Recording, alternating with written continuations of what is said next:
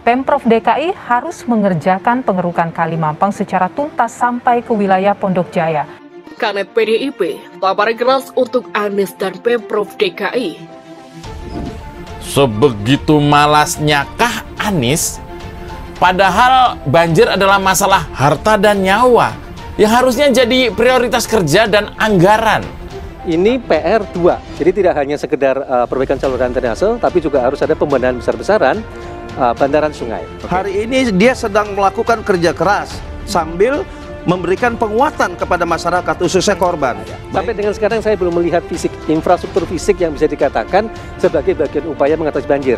Program-program Pak Anies dengan penanganan banjir memang minim sosialisasi, dan sering saya juga sampaikan ke Pak Anies, segeralah sosialisasi apa yang sudah dilakukan. Jadi sebenarnya bagaimana mengoptimalisasi seluruh aparat Pemda DKI Jakarta untuk betul-betul bekerja menangani banjir ini gitu. Anies Baswedan akan menghadapi dengan gaya dia yang tidak ada pura-pura, tidak ada aneh-aneh, tidak ada overacting, dan tidak ada juga cari panggung. Aku yakin. Saya kira yang paling elegan bagi Anies ini adalah bukan menjelaskan secara verbal, tapi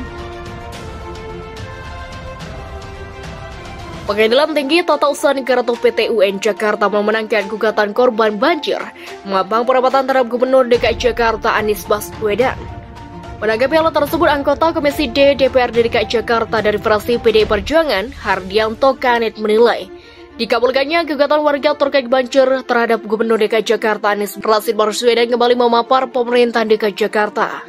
Gugatan warga dikabulkan Hakim PT UN terkait masalah banjir merupakan tamparan keras kembali kepada Pak Anies dan Pemprov DKI Jakarta. Karena bukan hanya sekali warga memenangkan gugatan kepada Pemprov DKI Jakarta dan salah satunya kasus polusi di Jakarta, ujar Kanet kepada wartawan pada Sabtu. Gugatan warga yang dikabulkan PT UN diketahui berdasarkan dalam upah amar putusan perkara PT UN nomor 205-G-TF-2021-PT UN Jakarta. Dalam perkara tersebut, Anies terbukti tidak tuntas dalam melakukan penguruhan Kali Mampang hingga ke wilayah Pondok Jaya dan tidak membangun turap di Kelurahan Pela Mampang akibat banjir tersebut. Warga mengalami kerugian yang cukup besar saat banjir pada besar tanggal 19 sampai 21 Februari yang melanda Jakarta itu. Menurut Kani, dikabulkannya gugatan tersebut karena terbukti jika orang nomor 1 di Jakarta itu tidak serius dalam menangani banjir di ibu kota. Pasalnya, kata dia, tidak ada bukti hasil kerja yang dilakukan oleh Pemprov DKI Jakarta seperti pengerukan, penurupan di wilayah Kali Mampang, Kali Kerukuk, Kali Cipanang hingga Tebet. Terbuktikan jika Pak Anies itu tidak serius dalam menangani banjir di Jakarta, salah satunya di Tebet, dan yang paling parah adalah pengerukan terakhir dilakukan sekitar tahun 2017. Seharusnya hal itu harus selalu dikerjakan dan dijadikan skala prioritas oleh Pak Anies. Akibat hal tersebut, warga Tebet terdampak banjir hingga setinggi 2 meter, ucap Kepala Badan Penanggulangan Bencana atau Baguna, DPD PDIP DKI Jakarta itu.